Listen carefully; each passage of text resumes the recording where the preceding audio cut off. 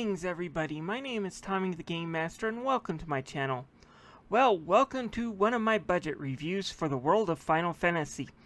Haven't really done this in a while, but this game right now, as of this recording on GameStop, is less than $10. Digitally it can cost anywhere between $20 to $30 though, but it's also discounted a great deal when sale times come around, like the Steam Summer Sale. Basically, this game is less than $20 most of the time, and it's a decent enough game to talk about. So let's talk about the world of Final Fantasy. And yes, I will be getting to some pixel perfect remasters soon, just need some time to edit them. I should let you know my thoughts on this game. It's a bit of a mixed bag. Don't get me wrong, there's more good than bad here, but like all mixed bags, there's going to be a few things that are covered in a brown, stinky, and sticky goo. You two really don't remember a thing.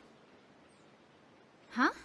What? And the mixiest of all the mixed bags come from the story.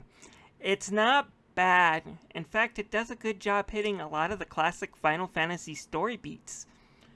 Towards the end, though, before that, it feels like a script rejected from a Kingdom Hearts game, and it's probably why it waits until 3/4 to get really good, because that's what most modern Kingdom Hearts games do nowadays. So what's going on until then? Well, it starts off with two teenagers living in Ninewood Hills. Lon and Rain wake up to find out the town is empty, with the exception of one customer called Emma Crow that is at the barista Lon works at. Well, it seems the town is empty because it's actually a parallel world hub where time doesn't function in the right way, and Lon and his sister Rain have actually been comatose for the last 100 years after a cataclysm affected their lives and stole powerful creatures called mirages from them. This also caused them to forget most of everything they ever knew. Emma Crow tells them to get their lives back, they need to go out and collect the mirages that escaped due to the accident 100 years ago.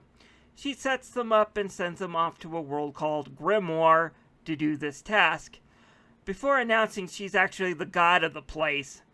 Okay, so let's see here. We got a person or two people in this case that met with an accident and is now being told by a god that has actually no influence over the world they have to go out and save. But said god did give them a few extra powers and advice.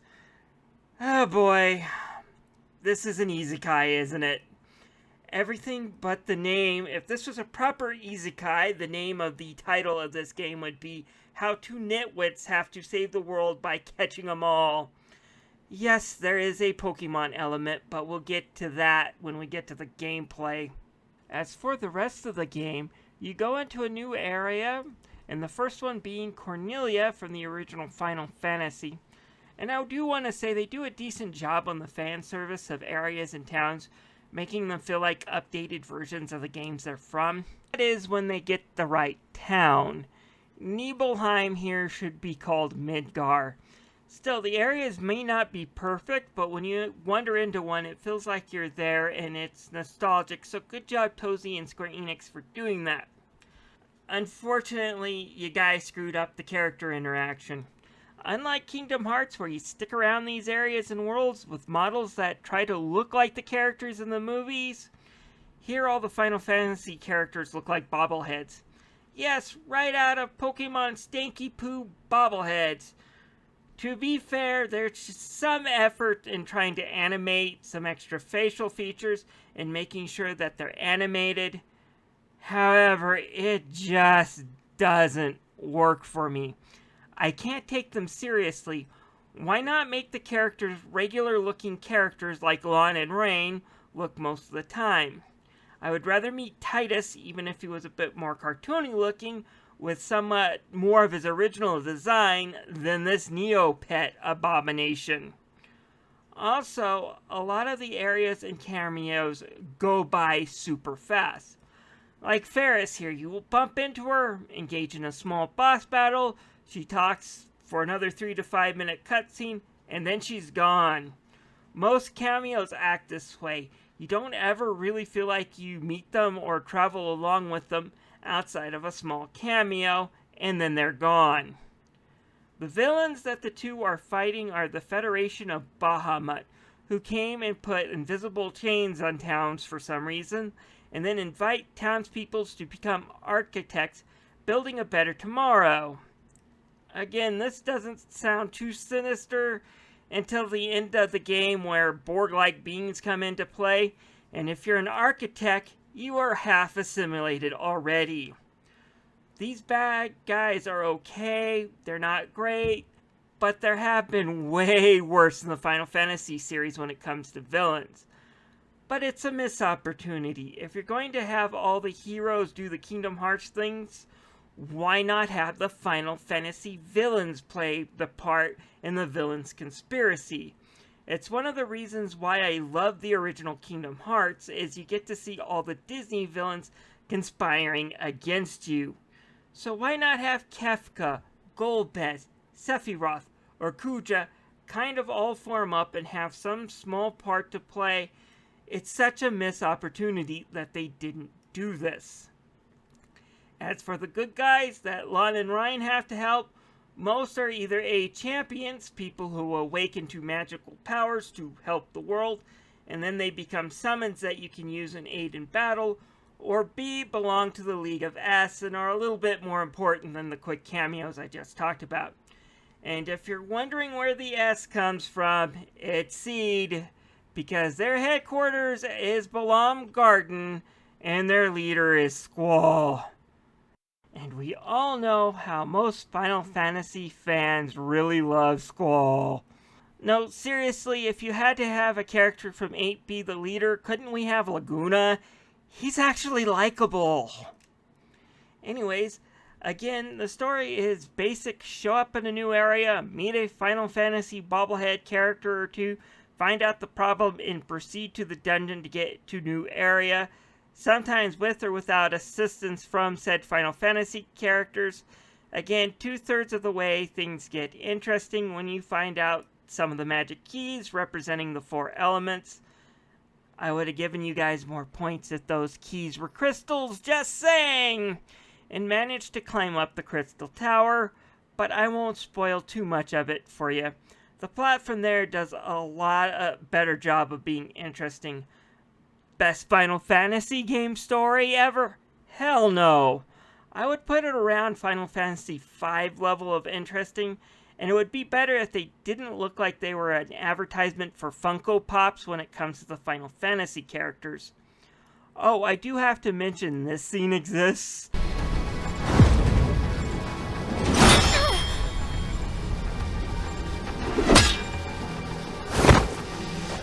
I haven't seen more satisfying punching to an annoying character since Cell backhanded Hercule.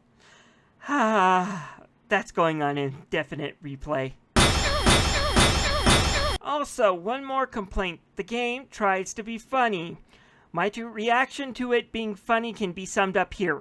It makes me just want to laugh out loud.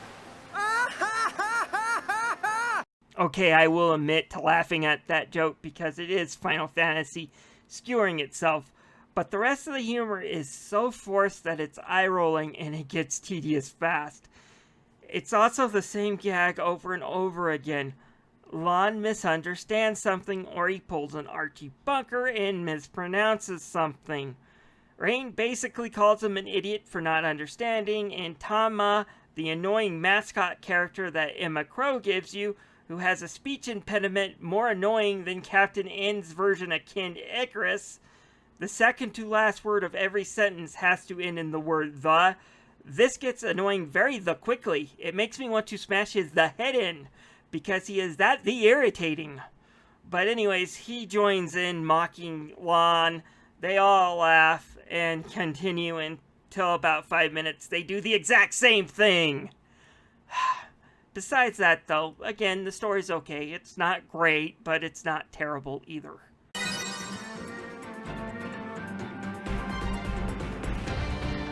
The world of Final Fantasy borrows a bit from the Pokemon playbook. And then someone must have seen the Battle Blart episode of Pokemon Rusty and decided, let's take a quick joke concept seriously and have you stack your monsters, and ta-da, that's your gameplay. Basically, you go out and capture monsters by facing them in battle. However, unlike Pokemon, it's more trickier than just lowering their health and throwing a Pokeball at it. You basically have infinite amount of Pokeballs, or Prismariums in this case. The trick is getting them to be captured. Some do become capturable when their health gets low. Others have to be hit with certain spells or have a status ailment cast upon them before they can be captured. It does make you think on your toes on how to capture them.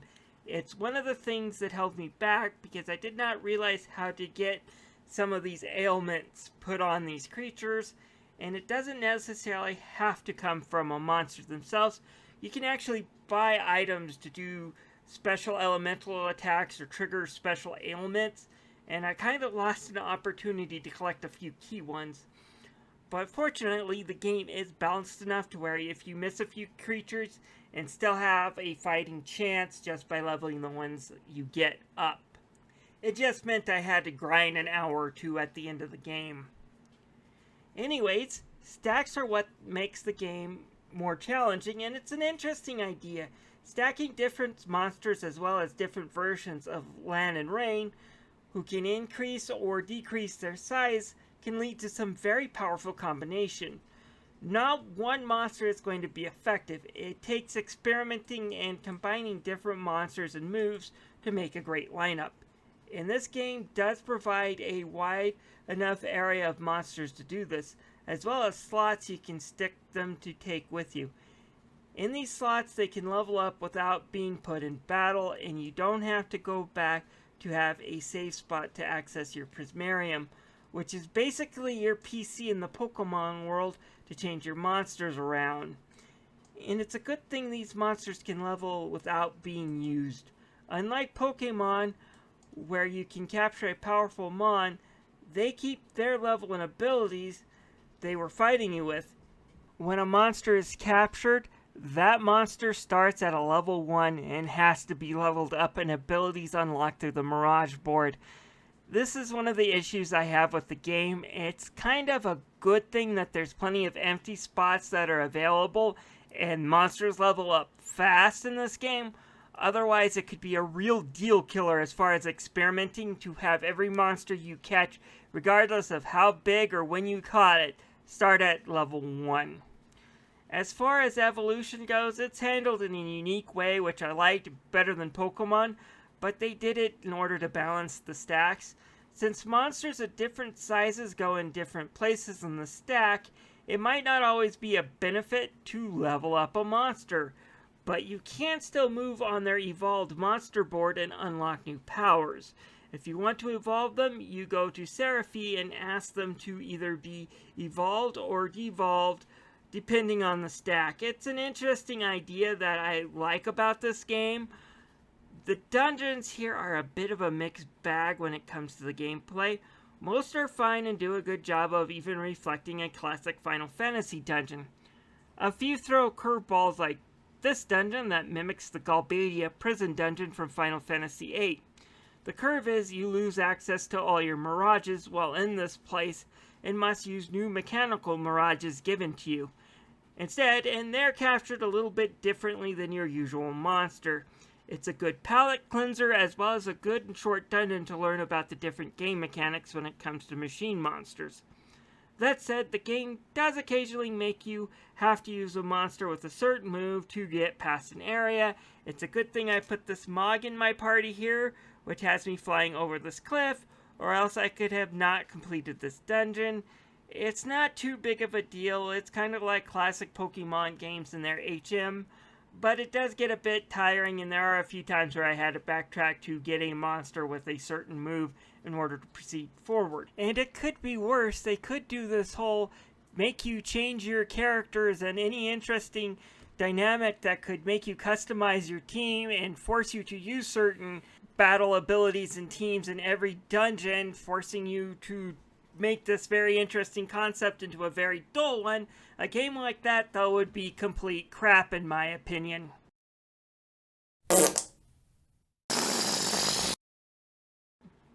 Still, there are a wide array of monsters you usually get, and there's usually clues to what type of monster you need to bring into the area.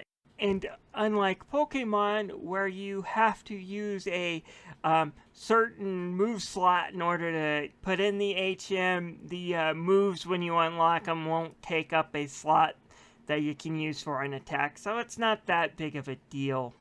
That, however, isn't the only bad thing about the dungeons. The worst dungeon in the game is the last real one. It takes way too long, does not come up with a map or good camera controls so you can see what the hell you're doing and where you're going, and plays with perspective and gravity similar to Mario Galaxy. A really bad and not fun level of Mario Galaxy that took me over an hour and a half to complete. But that was the only one I can actually say I really hated. Yes, some annoyed me, but this was the only one that I really hated, and just giving me a map or some better idea of what I can walk on and where to go would have made this dungeon okay. It's a unique idea that what they did, it's just not done very well, and therefore it's frustrating. A few other minor gripes with the game: there is a fake out ending, which has the game end in a real dour note. However, some plot MacGuffins happened. A character Shions themselves out of existence to give our heroes one last chance to fix their mistakes. Unfortunately, no new dungeons or places to explore really open up. Instead, you go to a room found in the Nine Hills area where the girl without a name lives. This is where you do side quests and see small fan servicey scenes where you see all the Final Fantasy characters interact with each other. Special ones involving battling powerful summon monsters like Odin and Bahamut must be completed here, followed by a short 5-minute dungeon to resurrect said person who Shion themselves, making this last part of a chore than actual fun, as the bosses can be damage sponges. And this is the end of the game isn't the only time it happens. It happens before the fake ending too. One of the bosses is this behemoth that takes an hour and several fights to lower his HP down to 0. And it's just not very fun. Finally, my last complaint is the ending battles themselves. Again, not a big problem here, just more of a nitpick. I did find out what I was doing wrong, and it only took me a little grinding and finding a few items to stop this boss from constantly inflicting confusion. But the last boss, if you don't have that, wrecks you with status effects. Always an annoying way to go, but there are 5 boss battles before you get to this final showdown where that happens. And you can't stop or go back on either one of them. It's a bit annoying. Again, Kingdom Hearts does the same thing with most of their main entry games, ending in a lot of boss encounters towards the end. Ansem has like 1, 2, 3, 4, 5, 6, at least 7 different boss fights before you finally defeat him. But a death on one just sets you back to the beginning of the last fight. A death here, back to the beginning of the whole 5 of them. I found that a little bit much. I understand Final Fantasy characters have separate forms, but I can't think of a Final Fantasy game where I had to go through 5 boss fights without saving, or at least the option to go back to a save point. Girl, can't touch this catclaw. One of the... I kind of talked about the graphics when it comes to the character design when it came to the story. The art style just does not work. You have Lan and Rain and a few others that kind of appear throughout the story who are called giants and look like regular human beings. These can have basic expressions and look good. Generic Kingdom Hearts, yes, but they do look good enough. Unfortunately, the rest of the characters are these little Funko Pop characters that just aren't that relatable. On the other side of the graphics, like camera, it's kinda terrible. It's fixed and not always in the best position, especially in this freaking Mario Galaxy dungeon. and sometimes it can be set up on the side in battle where you can't see the second stack you're controlling and what status they might have. Yeah, you see the health bar here? It doesn't say what effect you have. You've got to see it visually represented. But this here, the camera hides that second character way too easy, so I can't see if they have a status effect on them. Way to go, Square! Fortunately, the areas do look good, and the monsters you catch have some really great designs. I accidentally saved a couple of bad apples from the Bahamut army. It's weird. Why does everybody keep thinking that we're Bahamutian soldiers? The music here is good. For each cameo comes a theme from the game said character started in, and it has some decent Final Fantasy-esque new music too. Most of the characters who had voices get their English voiceovers to come back, so James Arnold Taylor, and those who didn't have voices before now have some great new English voiceovers. Basically, the voice acting in this is pretty decent. It's not the world's greatest, but it's a really good anime voiceover job. Overall, I really enjoyed the sound. Guys, don't let the fact that I leveled a lot of criticisms make you believe I hate this game or think that it's a bad game. I don't. It has a lot of great things going for it. Its battle systems and the way you can customize the monsters and your character stacks are top notch. The ATB makes it feel more like a classic Final Fantasy game. The last 1/3 of the game story is actually pretty good, and the first 2/3 isn't bad. It's just generic fan service that kind of reminds me of a watered down Kingdom Hearts, while outside of its very punny and painful attempts at humor. And I had more fun with this than I had with a lot of the modern mainline Final Fantasy games. I just wish they gave me better graphics. Even if you stuck with budget Kingdom Hearts looks like you do with Len and Rain, at least make the Final Fantasy characters look like regular human characters. This Funko Pop look just doesn't work for me. Also, better camera controls. But if you can get this game below $20, it's definitely a steal even with some of the problems I mentioned. If you ask me, what I want from the world of Final Fantasy is a sequel. This game reminds me of the original Ratchet and Clank.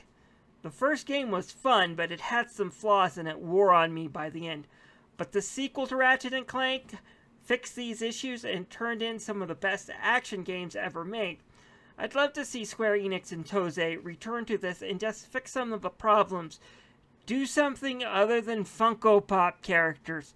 Stop trying so hard to be funny, and give me a better camera and this game would be good. Guys, let me know what your thoughts are on the world of Final Fantasy.